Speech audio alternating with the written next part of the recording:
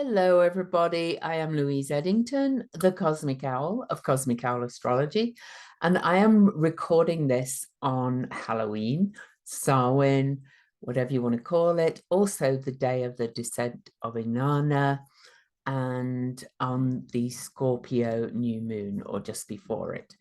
So, but I have moved my calendar on to November already to tell you that the full moon on the 15th of November is also on the day that Saturn stations direct. So I am going to look at the full moon. I'm going to do my usual in-depth look. I'm going to pull some cards around it, look at the numerology, look at the symbols for the full moon.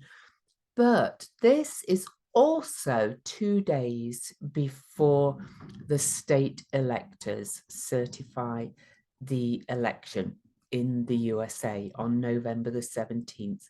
So yes, I am going to look at how this full moon affects both candidates, because there's a lot of chatter saying that we won't know fully, and nothing is certain, of course, until it's all certified and passed. The states do it on November the 17th, January the 6th, Congress certifies the election. And there is a lot of chatter around, whoever appears to win won't be the winner and things like that. I still think Kamala's going to be the next president, but and I still think she's going to win. But I am going to look at the astrology anyway. But if you're not interested in that bit, I'm going to do all the other bits first. So, first of all, I actually pulled 3 cards for this full moon because it is a biggie, and you'll see why when we look at the astrology. So I am going to actually get my favorite book, or my Thoth Tarot, the Tarot Handbook by Angeles Arian, which is she just seems really tuned into what I feel about these cards. Okay. So the first card I pulled is the 9 of Wands, and we actually have the 9-degree Scorpio new moon as I do this. So, and this is the Sun in Sagittarius card, which of course we're not in Sagittarius season yet, but it just gives that energy of fire, forward movement, strength, and it's called the Strength card in the Thoth Tarot. You can see it. And you can see it's also actually got the sun at the top and the moon at the bottom. So it is a full moon card. So Angeles Arian says this card is strength. This is spiritual and intuitive strength of vision. So it's the sun and moon in Sagittarius, this card actually, which symbolizes consciousness, conscious and subconscious strength. The 9 of Wands indicates strength of vision, perception, and intuition, which is represented by the 4 intercepting arrows. I'll let you have a look at that. You can see 4 on each side, that is. Okay. Mental strength, emotional strength, spiritual strength, and physical strength. This is a symbol of the unlimited strength that comes from deep within. So let's see what my book said about it too. Okay. So the 9 of Wands.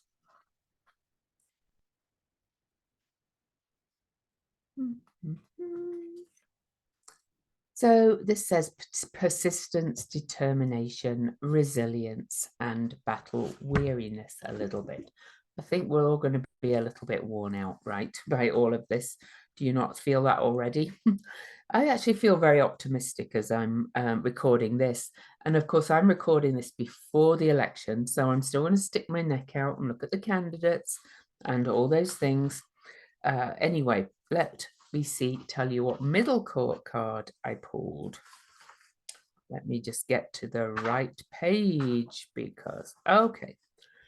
So this is the Knight of Discs. Look at this, the Knight of Discs or Pentacles.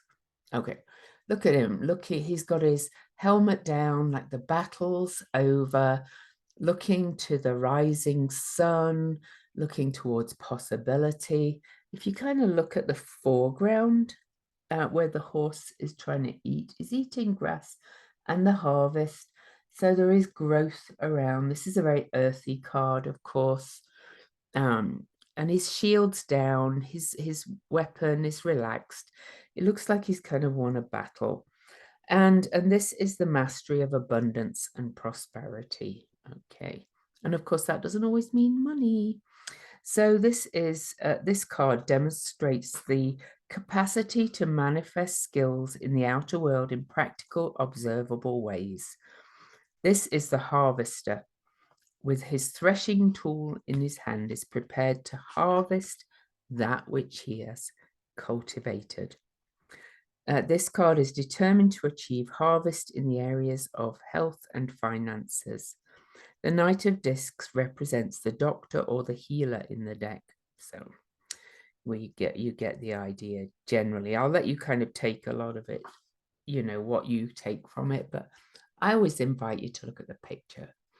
Having his helmet back, very relaxed on this horse. The horse, the rein, he's not even holding the reins, shield down, looking to the future. It's like going, oh, it's been, been a long journey, but here we are. So anyway, let me tell you what I wrote about in my book for this one. With me. So, this one is steady progress, diligence, staying the course, patience, and practicality. All right. Whoa. Okay, now the last card, and my very favorite, is card number 14. And in the Thoth deck, this is called the Art card. And it's the Temperance card in other decks. Okay, look at the imagery again, and I want to read you a quote. I can't see it. The point is to unify and harmonize the opposites, both positive and negative, by discovering a ground which transcends and encompasses them both. And that's from Ken Wilber, No Boundary. And this really is the principle of integration, synthesis, and synergy. In order to become into the artistry of who we are, it's important to balance the paradoxes, oppositions, or polarities in our nature as an individual and a whole. But just look at all of this. This alchemy card, if you like. She's mixing everything in the bowl. There's all kinds of opposites coming together in it. I don't know what that tells me on this full moon, but we'll we'll look at the astrology in a minute. So I take these as a very positive omen for this full moon, but we'll have a look in a minute at what that means. Okay, where's my Temperance card in this one? Compromise, patience, moderation, higher vision, and peace. Oh, we're at the end of a very long journey, right? We really are. So I'm going to share the chart and we'll have a look at it, and then I will stop sharing and I'll just talk about it.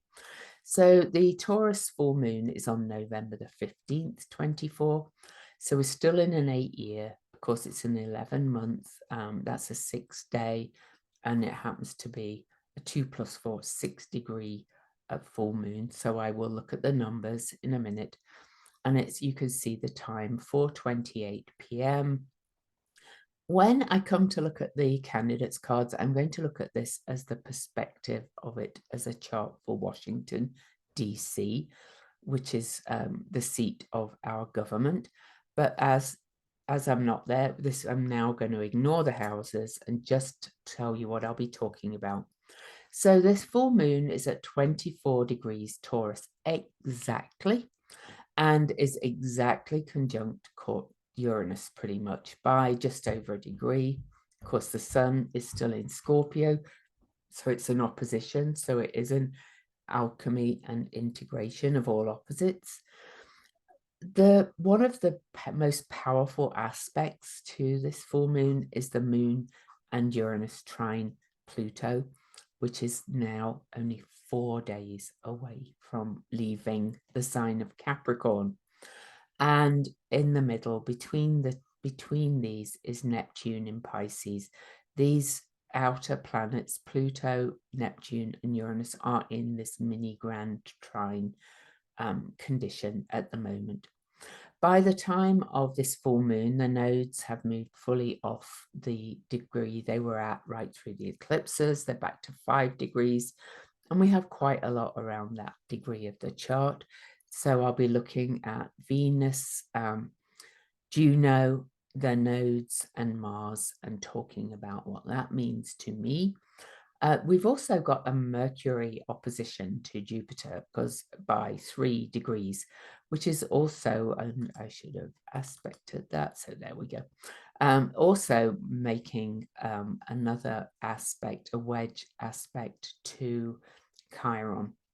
So I will talk about that as well.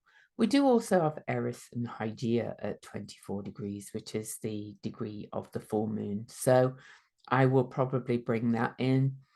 Also, the other thing, so it's going to be a bit longer video, but one of the other main things I mentioned is that Saturn has just stationed direct earlier in that day.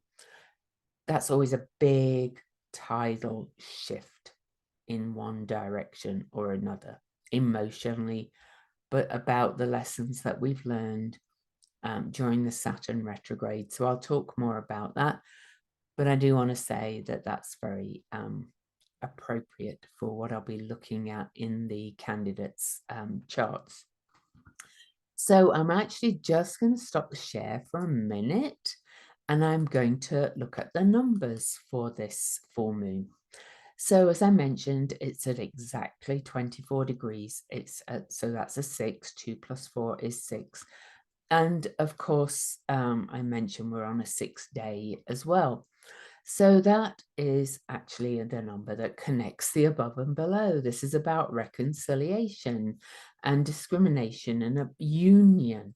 So think of that art card yet again, it's like, I know this, yeah, anyway, so you get the idea. It's really very much, it's a very caring card. It's very nurturing. It's feminine, it's extrovert, and very related to Virgo and the planet Venus. It's connected to the Lovers card, which is another card that brings all opposites together, like the art card in the alchemy. But overall, 6 is the mother number, and that's kind of important too, and is a working, building number. There's the Knight of Discs too. It symbolizes responsibility, service, which needs to be achieved through love, nurturing, and protection. So let's break it down a little bit. So that was just the 6. Now, if we add the whole 24 in, I just want to give you 1 or 2 words for 24. 24 is popular and disciplined, responsible, faithful. You get the idea. I'm not going to go into great detail because then it comes down to the 6. But what is the 24 made up of? The 6 is a 2. And the 2 is about life purpose, soul mission. It's a very feminine card as well. It's the silent knower, intuitively aware, social, peacemaker. And again, it's feminine and relates to star sign Cancer and the moon. Okay. So, we're getting all this feminine stuff in, but 2 is duality, art card and everything. So it's all bringing things together: positive, negative, male, female, day, night, black, white, yin, yang. It's the principle of coming together again in partnership. And then lastly, the number 4, which really is a number of stability and practicality and organization.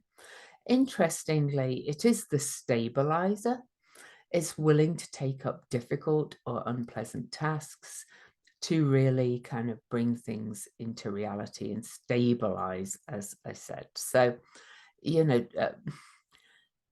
it's also got some other things. It's related to Mercury, Uranus, and Saturn, who are very active in that full moon. So I'll look back at those again a little bit. But again, this all kind of feels like it's, abundance is coming, like we're coming together. Everything's beginning to stabilize on this full moon. And of course, it is a Taurus full moon. And Taurus and Scorpio, where the moon and sun are fixed signs, which fix things in place, which generally do make things real and stabilize. So you can see where that's going. So let me talk a little bit more about the full moon without going too into it.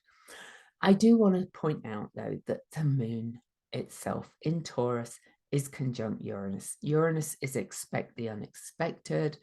It's sudden breakthroughs, sudden change, radical change. And in a Venus-ruled sign, this is in the sign of Taurus. This is about earthly matters, to go back to that Knight of Discs. It can be a real kind of break in what has been the status quo. I mean, I hate to say it, but what more could breaking with the status quo could electing the first woman Black president be? But anyway, and so Uranus, not only is this full moon like a full moon, like heightened energy anyway, conjunct Uranus, there could be some real kind of sudden shift on this full moon because of the state of the position of Uranus. Now, I do have to say that Uranus is not always bad change. We have to look at the whole change, the whole chart. I've been having some discussions, shall we say, on my YouTube channel with people who, love to give their take on the astrology, which is fine if they're respectful, and don't have to completely go, well, I'm right. It's all right putting a different point of view in the comments, respectively, especially about the astrology. But in my forecast video for the election, I'm just actually trying to find it. I've gone and lost it. I thought I had it. Somebody said about Uranus. I will find it when I get to the political part of this. Okay, I see it. Okay. He said, I don't know if it's a he, actually. I don't know why I think it is.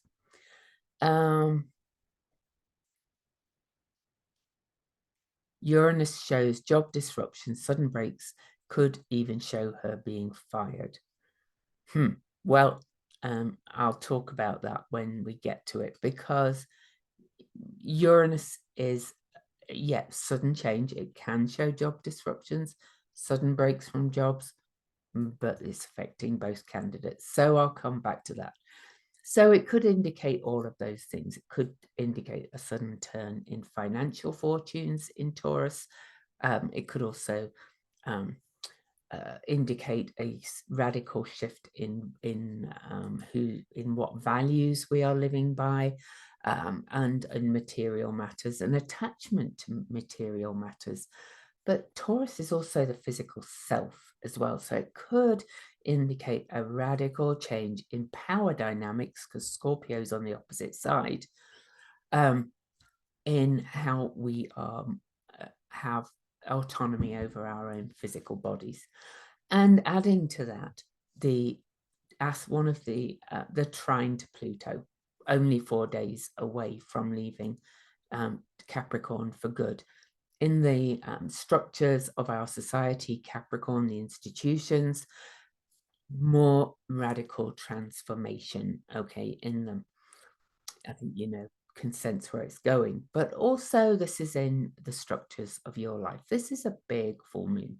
And of course, all of this is kind of affecting everybody in different ways at different levels, as without, so within. Then we add in the aspects to Neptune as well from the full moon. We've got this lovely cradle shape actually from the full moon and Uranus to Pluto and Neptune that are in this ongoing sextile. This is kind of surrender and letting go, but also trust and faith in the collective good, this collective subconscious, if you like, or God, or what letting go and letting God, whatever you want to call it. But it's also going to part the clouds a little bit as well, I think, more revelations. And suddenly I see kind of energy with both the sun and the moon shining so brightly on all of this energy. I did mention briefly that the moon, full moon, is at 24 Taurus. Well, in a semi-sextile to it at 24 Aries is Eris, the truth teller, but she is exactly conjunct Hygeia, the preventative health seer. And this is kind of really showing that, I kind of see it as people have taken their responsibility or the autonomy or the personal power in the sign of Aries to step out and say, I can be the change I want to see in the world. And this is happening everywhere. Taking a stand for things, standing up for what you believe, standing up for outsiders as well, but also really finding who you really are inside. So just that full moon itself is amazingly transformative and going to bring radical shifts and radical change and radical endings, but also, of course, then new beginnings. So I won't say anymore. Now then, one of the other aspects I said I would talk about is that Jupiter and Mercury are opposing each other. Jupiter's at 19 Gemini, retrograde now. Mercury is over there in Sagittarius, not quite opposing exactly, but close enough. This is big ideas, big truths, big announcements, big shifts in perception. But this is also in a square to Nessus, revealing abuses of power. So what are we, Nessus has been revealing generational abuses of power for many people who are kind of tuning into the patterns their ancestors kind of have lived under, or their cultures or their family history. But it's also revealing abuses of power and gaslighting kind of energy. And I think you know where I'm thinking of with that one. It's, where we've been gaslit, where we've been misled, where we've had the wool pulled over our eyes. Nessus has been revealing all of that. Well, that's square to this Jupiter-Mercury opposition, going, yep, here's more on the full moon. And as well, Chiron is in aspect to all of this in Aries, bringing me back to that. Be the change you want to see in the world, that we're realizing that we have got the power, each individually. If we do our part, we can change things. Okay. Now then, one other little dance of planets that I do want to talk about is the planets at 4 and 5 degrees, 3, 4, and 5, actually.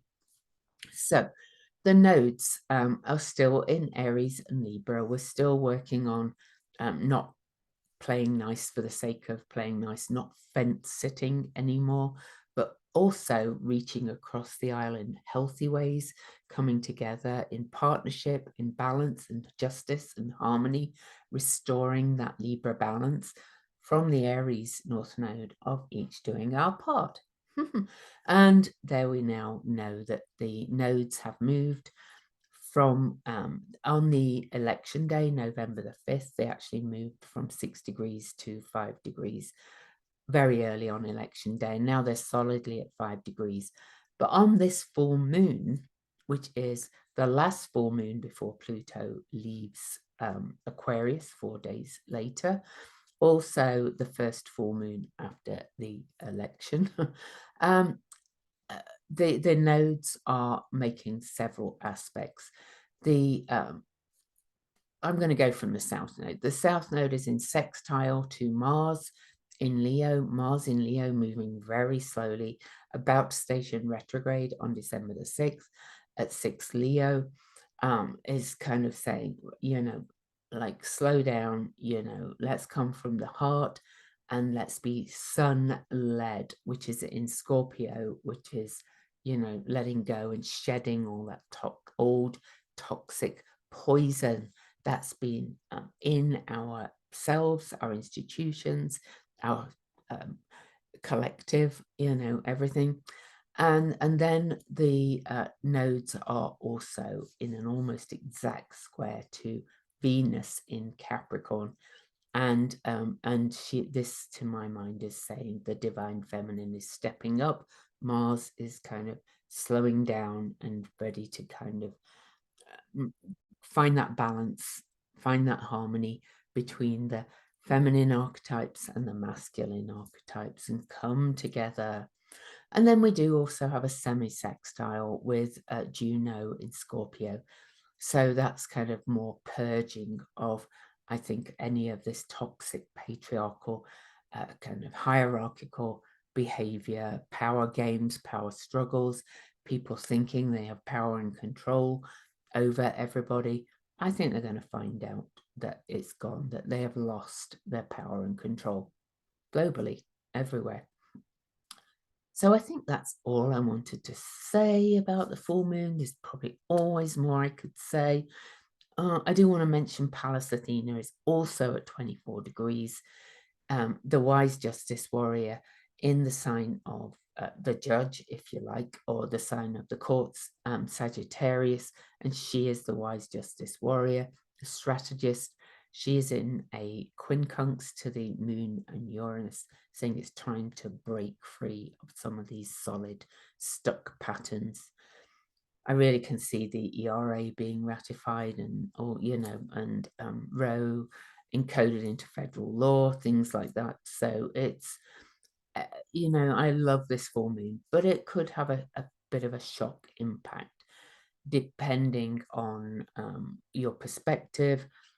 It's also got the energy of, it's like earthquakes and floods. So, there could be some storms, something more like the tragedy in Valencia, Spain, where a lot of people have died because of these just wild floods in a place that had just never experienced it before.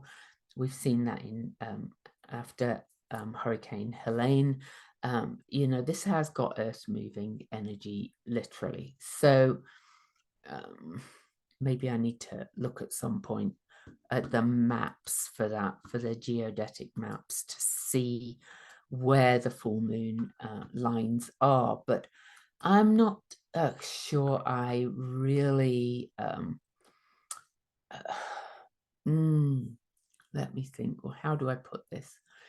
I don't know if I am really confident predicting where things will happen from these maps at this point.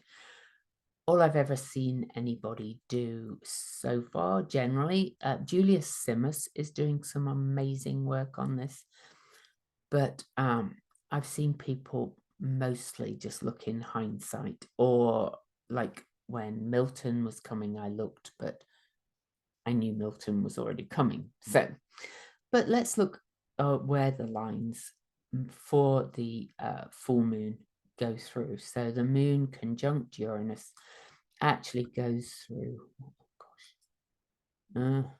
like this actually, but it's going through, what country is that? Oh my goodness, Iran. It's going through Iran, which I do not like, and it's also, I've just got to go back up to that. Oh no, back down to that. I've actually got to go across this way a bit. I know you can't see it, but I know that I'm looking at things. So yeah, it's actually going through Iran and some other areas of the Middle East, but it's not going through Israel. So there is that. But it's a little bit concerning that it's going through Iran, to be quite honest. And then if we look up, from Iran. It is going through Russia, but I'm just trying to see if it's going anywhere near Moscow. Not too far off, actually. Luckily, it's not going through Kyiv. So, yeah. But just, you know, but even in terms of like literal earthquakes, that could be a bit of a warning for those areas of the world. But let's move on with all of this. So before I move back into the the candidates charts and start looking all at that, I'm going to read the symbols. But I do want to say that this dance between Venus, Mars, Juno, and the South Node in Libra is, to my mind, restoring some justice and fairness and a balance between the masculine and the feminine energy in the world. So, and the cards kind of prove that as well. Also the dance with the Jupiter and Mercury being the ruler of the sign Jupiter's in, and squaring Nessus. I do think there's going to be some pretty big news come out, and that will change some more perspectives in a healing direction. And then the full moon itself, massive shift, massive transformation, massive change of direction. There could be some surprises, but perhaps, Uranus honestly is expect the unexpected. It could be the big surprise that there is, so-called fake electors and people who promise fealty or whatever suddenly go, oh, I can't even fiddle this because the wind's too big. That kind of energy. It's all things are possible on that. There is also, I guess, the vague possibility of the fake electors actually causing the shock that they do it anyway. But then when I look at the other aspects that are involved, I really do not think so. Okay, I really, really do not think so. But we'll see. Okay, so symbols. Then I will move on to the candidates one more time. Well, maybe one more time before the election anyway, because I'm away all weekend after this. So Taurus 24, it's exactly 24 degrees, so we do not go up to the next one. The Omega symbol is a man cataloging thousands of different types of microbes. That's the Omega symbol, which is interacting and responsible. The Degree Angel by John Sandbach is Nitael, the death of death, rejuvenation and eternal youth. Ooh, that's positive. And the Chandra symbol for this degree is a man with no mouth. Now, his commentary: you have a desire to completely and thoroughly understand the world around you.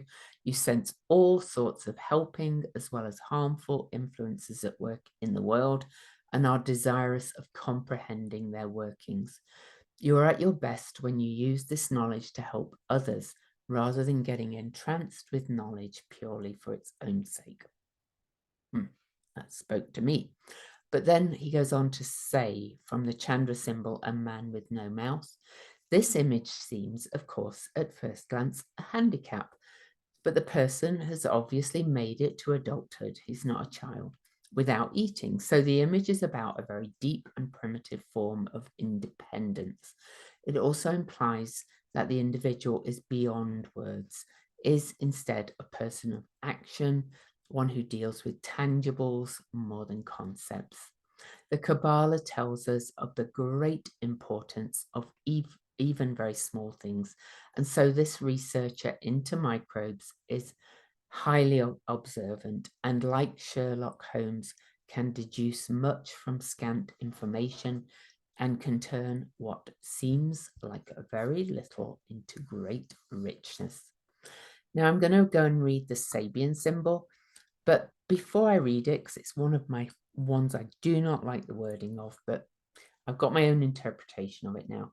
I do want to tell you that the rechanneled Sabian symbol, the Pleiadian symbol by John Sandbach, is a shaman's bag full of many objects to be used for healing. Now, remember, Taurus is tangible as well, and we've got this moon intangible Taurus, and we've got Chiron involved, we've got Hygeia involved. There's a lot of healing in this full moon. But let me go to what this Sabian symbol is. It's a mounted Indian with scalp blocks. Now then, I like Blaine Bovey's interpretation of inner command, saying conquer yourself. No need for external validation. This is how standing tall, an arrow shoot high on high.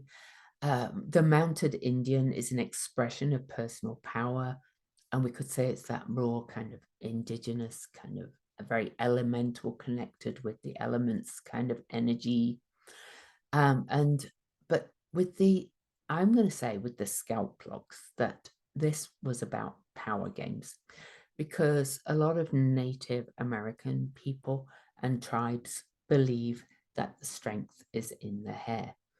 And, cutting off the scalp blocks is very much to do with taking away their power. Okay. So this is not a literal thing. This is medicine, if you like, taking away their medicine and stepping into your own medicine. So you could say the Scorpio side opposing the moon Uranus. The Scorpio is the power and manipulation parts, the intensity, the toxicity and things. Scorpio is not always toxic, but bear with me on this. And that the moon in Taurus is you in your physical self, taking back your personal power and not giving your power away to the others. So there you go. That's my kind of own interpretation of that. Now then, I am going to get the candidates charts. So before I look at those, I will say, if you like my videos, please subscribe, give me a thumbs up, preferably, whatever though, and leave me a comment, share if you feel so called, watch the whole way through if you can, because all of this helps with, the numbers. But anyway, let's dive in, and we're first going to look at candidate 45. Donald Trump. So this is the Taurus full moon, and this is his chart on the outside. So I'm actually going to swap them around, because this is his chart, okay, in the inside, and this is where the full moon is around the outside. Now then, this is where degrees and applying or separating aspects are important to my mind. The full moon is at 24 degrees Taurus, right at the top of his chart, which you could think is good, except that the sun is in Scorpio right at the bottom of his chart, kind of shining a light on toxicity, on power games and manipulation. But even more importantly, though, with just the full moon, is that Uranus is retrograde at 25 degrees 17 minutes and is just a degree away from moving back towards his midheaven. So the moon and Uranus are kind of pulling it together, and the midheaven is sandwiched right between them. And this is a sudden break, sudden change. But not only that, this is square to his Mars, okay? His 12th house Mars.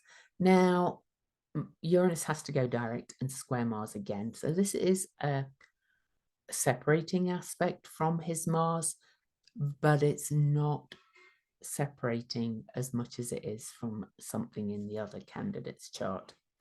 Also on the full moon, though, I did mention that Nessus, about station direct, by the way, I can't remember the exact date, but not far off, in the 7th house. Saturn and Nessus retrograde and Neptune in his 7th house have not been good for him. They've been revealing his toxicity. They've helped open up the path for the other candidate to come in and for the public, others to see who he truly is. But more importantly, this Nessus is square to his Uranus. And so that's a radical, radical shift. Add to the fact that, of course, Saturn stationed direct on that day in the 7th house, not good for him either. He doesn't have a lot at 12 degrees, but this is not good. But also Uranus over here, back to 25 degrees, is in sextile to Venus in Cancer and the moon really to his Saturn. That's, yeah, it's a supportive aspect, but that's a more challenging aspect for him, I think, because he has trouble with women. He does not like women, basically. And it's also trine his Pholus, which is a tower moment for him. And Ceres, grief, destruction when she's upset is on his Pholus. I kind of feel like this full moon is a bit of another kind of tower moment for him overall. But, you know, I know people will say I'm biased, but that's fine. So anyway, Harris. And then I'll go and look at the Taurus full moon on its own in Washington, D.C. with the angles.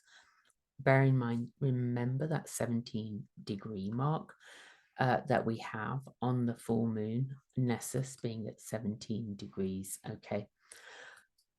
But, you know, look at this. Okay, the moon itself and Uranus is exactly, the moon is to a minute conjunct her Jupiter.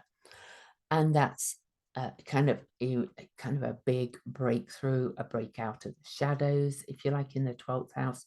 I think that's hugely positive for her.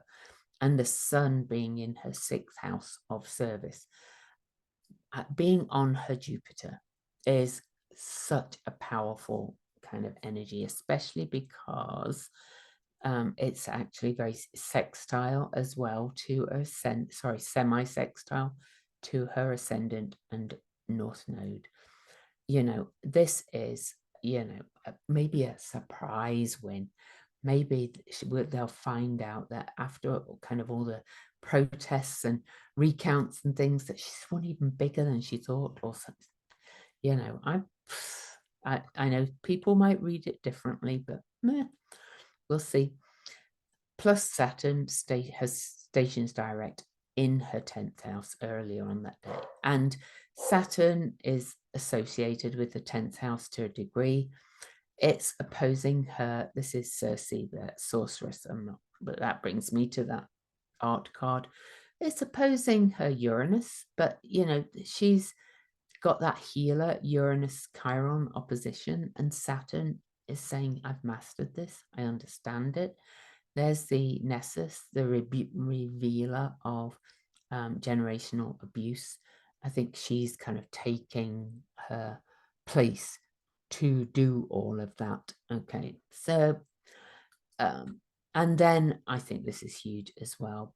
I remember I said all the 4-degree planets. So the nodes have moved back to 5 degrees. There, well, it's on her Hecate, which is quite nice too. That's her crossroads in life. But Mars in Leo is in her 2nd house of self-esteem and well-being. And like Trump, she has a Mars in Leo, so both of them are very comfortable with that energy. But look at this, also at 4 degrees, square to the nodes. So there's the nodes. Her Venus is in the 7th house going, here I am here to take control and nourish and nurture the people through creating new structures. And Pluto that's aspecting the full moon is in the 8th house of shared power, shared resources, but also manipulation of power. And she goes, I'm going to change this. Okay, I'm going to change this. But that brings me to that comment I had on my YouTube. Uranus is back at 25 degrees. It's in a wide square to her Saturn. So, but she's not there yet. She is not having a Uranus-Saturn square. And Uranus-Saturn squares don't always bring firings, okay? But Uranus is moving away. Saturn has progressed. Saturn is forward, moving forward. They're moving away from each other on that day. I just don't see that being a problem, that square. They are not close enough, not as close as Uranus is to the other candidates square to Mars. So I said I would look at the Taurus full moon because, you know, it affects everybody there. The moon being the people in the first house, new beginnings, new identity, radical change. The Scorpio sun in the 7th house, saying we're not compromising ourselves for all these power games anymore. Pluto at the top of the chart. Look at that. Okay. Pluto at the end degree of Capricorn, the midheaven, the very top of the chart, Capricorn. Capricorn, this is transformation of style of public leadership, in my opinion. I can't get over this as well. Ceres is at 22 degrees Capricorn. That was the degree that Saturn and Pluto, Ceres, Mercury and the Sun met on January the 12th, 2020, when the pandemics began, really, and probably the demise of Donald Trump in his presidency as we headed to the November 2020 election. Ceres is back there again, saying we've completed a cycle. We do not have to do this anymore.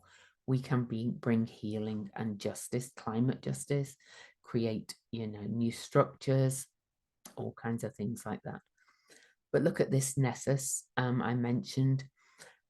Also, this is the courts. So, you know, just saying, Nessus, revealer of abuses of power over the people in the 11th house, is sextile to that Taurus ascendant, saying, you know, I'm the prosecutor. I'm going to, you know, fix this. All right. Okay, so I think that's it.